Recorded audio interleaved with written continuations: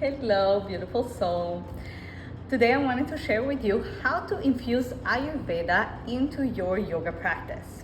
So, whether you are a yogi who is just beginning to discover their practice, or a seasoned practitioner, or even a yoga teacher, you might have heard about Ayurveda, you might have already started practicing it, and you would like to know more about how to actually infuse yoga and Ayurveda together, or how to infuse Ayurveda into your existing yogic practice. If you have heard about Ayurveda already, one of the main descriptions of Ayurveda out there is that Ayurveda is the sister science of yoga. Now, you might be wondering, what does that actually even mean? Yoga originates from the Vedas. Those are ancient texts dating back, there's a lot of discussion, but let's round it up to about 5,000 years or even more.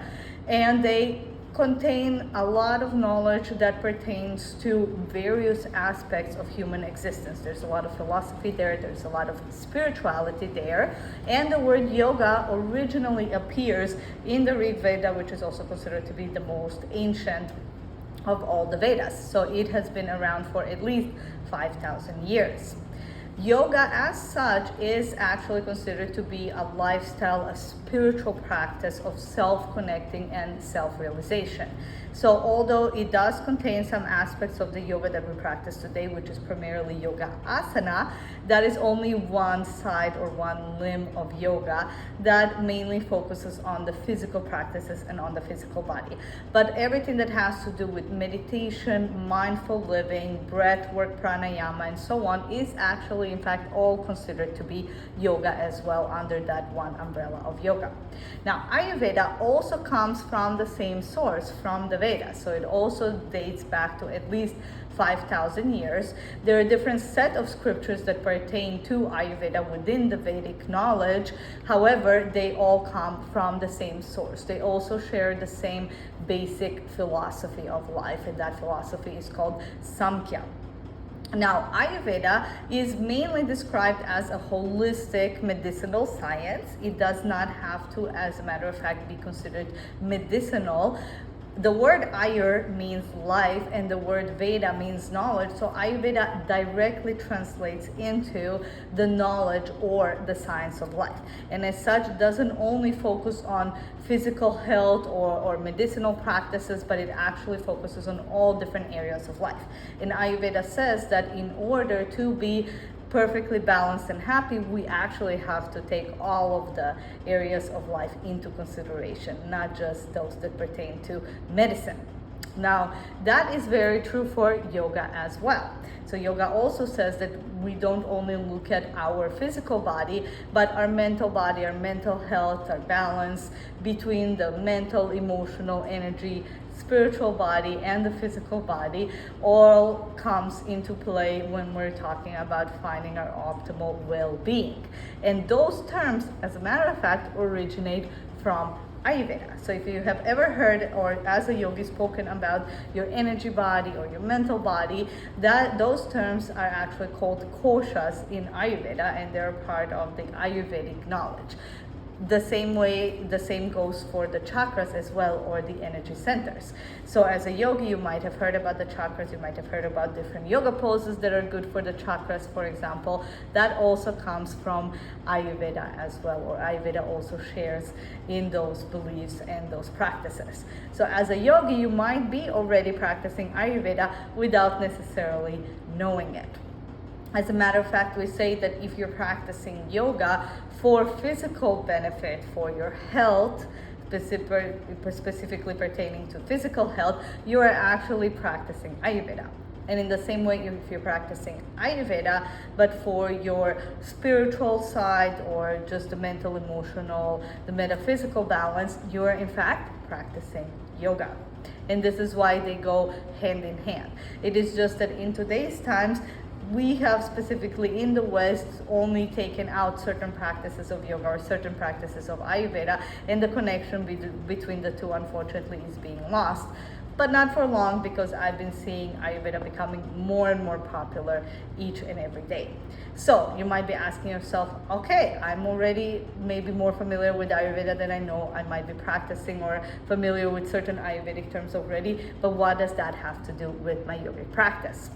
The number one thing that Ayurveda can help us when it comes to our yogic practice is personalizing it. One of the amazing things about Ayurveda is that it takes our bio-individuality into consideration.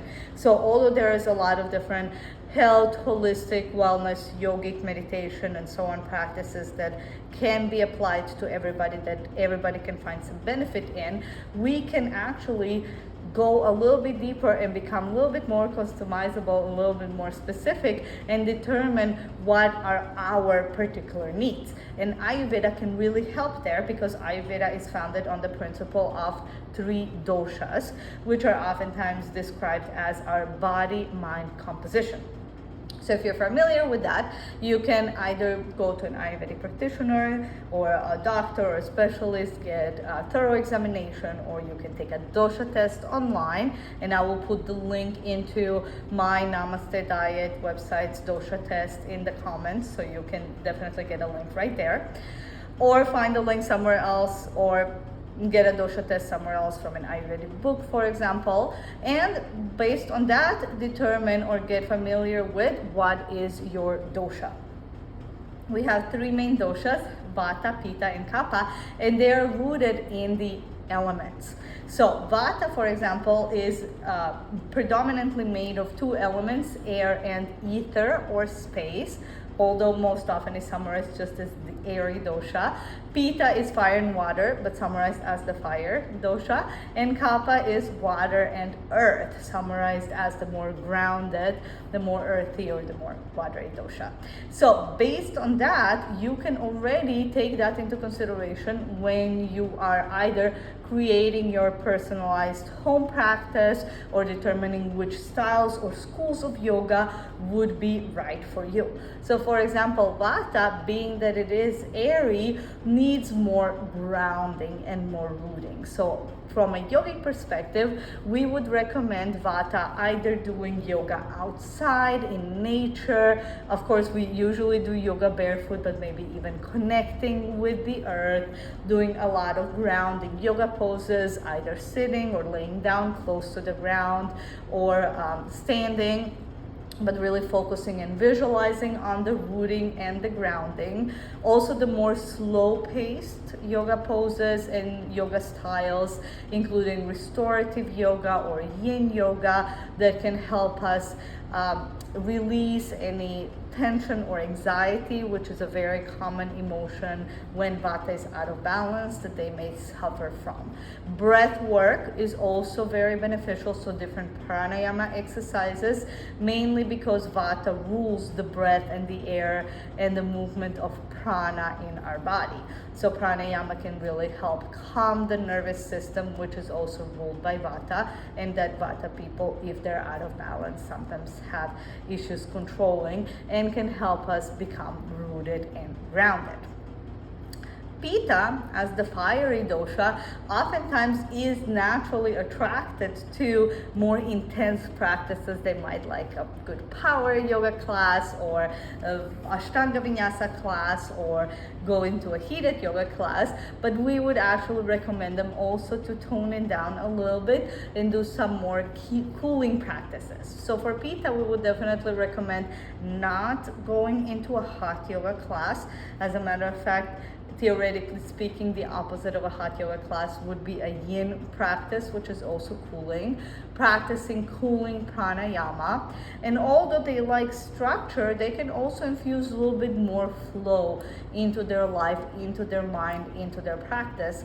So Pitta can actually is recommended to maybe go more with the styles of yoga that allow you to express yourself through the movement, not be so structured, but rather move organically or intuitively.